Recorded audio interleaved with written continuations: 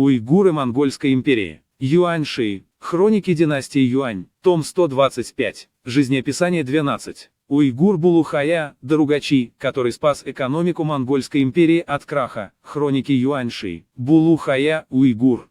Его дед, Ерба-хая и отец, Джитай-хая были потомственными аристократами их уйгурского царства. Булу-хая в детстве осиротел, воспитывался в семье дяди по матери и пошел учиться. Вскоре он преуспел в изучении государственного уйгурского письма.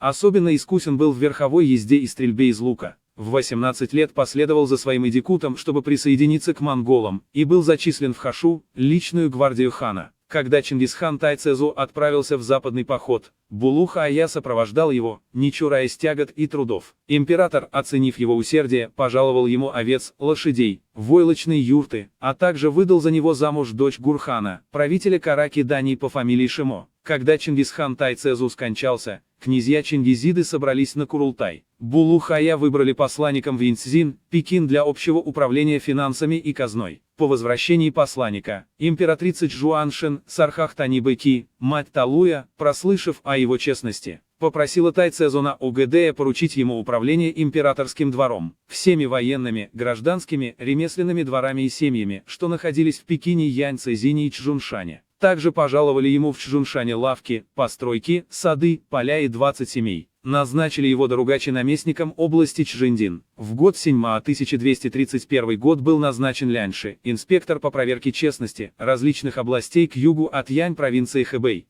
Ему пожаловали золотую тигровую печать и 10 дворов. Вскоре был назначен Чжуаньши Гуань судьей, а должность Даругачи осталась как прежде.